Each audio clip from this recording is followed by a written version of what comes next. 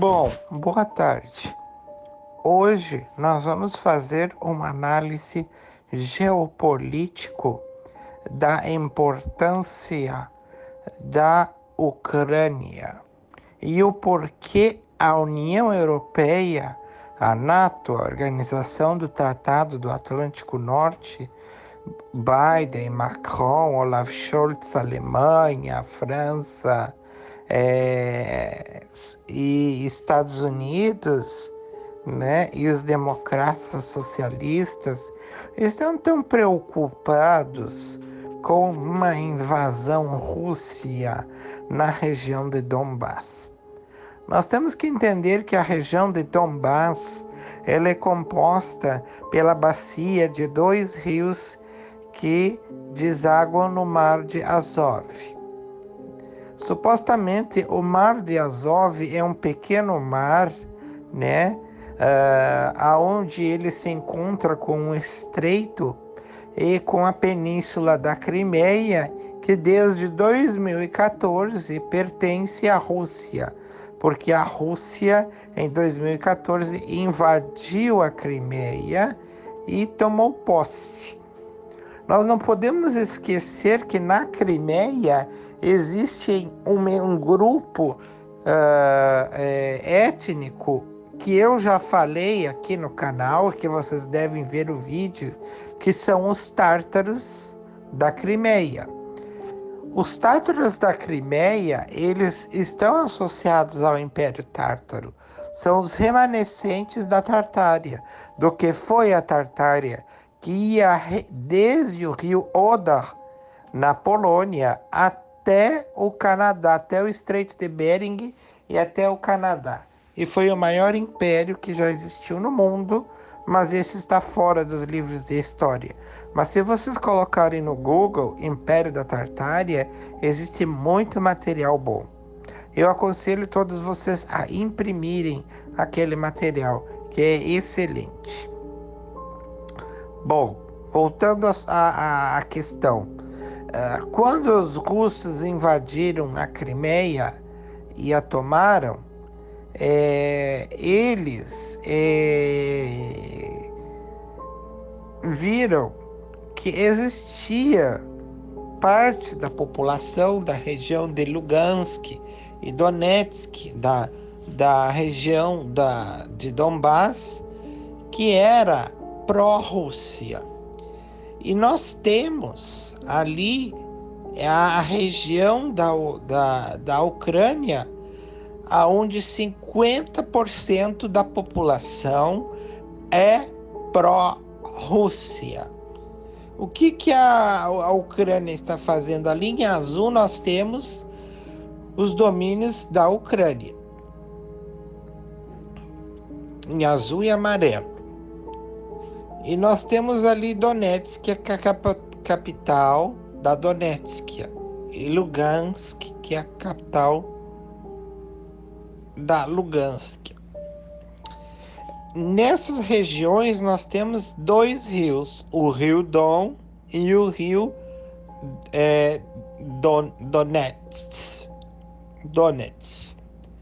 O rio Donetsk e o rio Don, eles nascem nas montanhas Valdai, na Rússia, e desaguam, né, ali acho que perto de Mariupol, né? E enquanto o rio Dnieper, que não tem nada a ver, o rio Dnieper, ele deságua na região, em outra região, né? Mas ele passa por Kiev, né? Ele é um rio muito largo, extenso. Os romanos o chamavam de Dniepr. O Dnieper não tem nada a ver com o Don, tá? Então o rio Donetsk, o rio Kopior e o Don. O Don é o principal e o Donetsk e o Kopior são afluentes do rio Donetsk. E eles desaguam a Ucrânia adentro. E mais ao lado, nós temos o desemboco do rio Volga, que é o rio mais extenso da Europa. O rio Volga, ele passa quase do lado do rio Don. Então seria possível a construção de um canal do rio Volga ao rio Don, porque seriam cerca de 50, 60 quilômetros de distância um do outro. Então é uma bacia hidrográfica importantíssima. Outro fator que interessa os Estados Unidos e a União Europeia são as minas de ferro que no sul da Donetsk existem minas de ferro importantíssimas de ferro, as minas de carvão. E aí a gente faz uma análise política da Primeira Guerra Mundial. Na Primeira Guerra Mundial, nós temos a unificação da Alemanha pelo Otto von Bismarck, que se torna imperador alemão. E nós temos uma disputa da França, né, do Reino da França, com o Império Alemão, pela região da Alsácia-Lorena. E o que tinha lá? Carvão. E pela falta desse carvão, nós temos um dos motivos da Segunda Guerra, que não foi somente a questão dos judeus. O motivo da Segunda Guerra tem outros fatores. Tem os fatores da Rússia estar crescendo depois da Revolução Russa, estar crescendo e se expandindo para a Europa até chegar à Hungria, à Romênia. E aí o Hitler manda anexar a Áustria, que é uma região etnicamente alemã, e a Alemanha ele chama de Anschluss a Áustria. Então nós estamos vendo aqui um interesse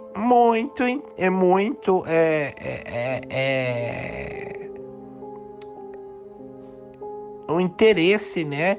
Todas essas guerras que existem no mundo são por recursos naturais ou por questões econômicas e sociais.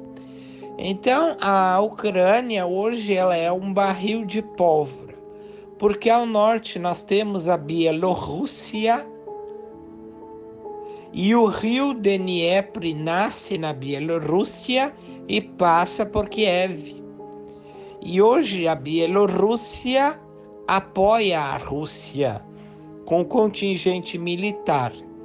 E a Moldávia, que é vizinha a oeste, a sudoeste da Ucrânia, apoia também a Rússia. E todos esses países são ex-repúblicas socialistas soviéticas. E Lugansk e Donetsk já são considerados oblastes, ou seja, são províncias, são repúblicas soviéticas desde 2014. E aí nós tivemos um bombardeio do próprio governo da Ucrânia em Donetsk, na creche lá onde estavam as crianças. E aí eles decidem evacuar Donetsk, que tem mais de 3 milhões de habitantes. A região metropolitana de Donetsk é a segunda região mais habitada depois de Kiev. E ônibus estão levando pessoas migrando para Moscou e estão sendo emitidos mais de 100 mil passaportes russos, porque eles não querem ficar ali Eles estão com medo. Alguns estão ali, não estão se preocupando e vão ficar. A capital da Donetsk, a pró-Ucrânia, pró-governo ucrânio, foi transferida para o porto de Mariupol. E Donetsk está sob controle, né, dos separatistas, né? A República separatista de Donetsk, né? E a RLL, a RSPSL, a República Separatista de Lugansk, estão essas duas províncias, esses dois oblasts, querendo se separar da Rússia. Isso é iminente, isso vai acontecer.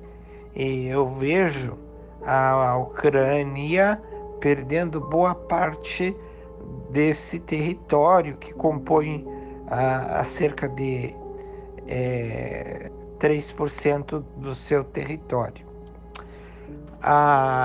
Eu acho que a Ucrânia não tem mais o que fazer, ela deve deliberar esse território e não deve envolver Estados Unidos e União Europeia. O porquê?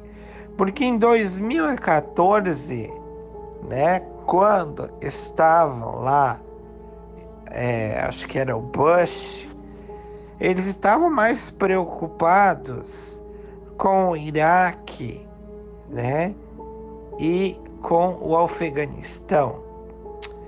E ninguém fez nada. A NATO fez alguma coisa quando a Rússia tomou a Ucrânia, a Crimeia? Não. Que lá tem o porto de Sebastopol e Sevastopol. É uma região importantíssima, estratégica, né? E além do gasoduto que passa na Ucrânia, o gasoduto Yamal, os Donetsks teriam controle do gasoduto.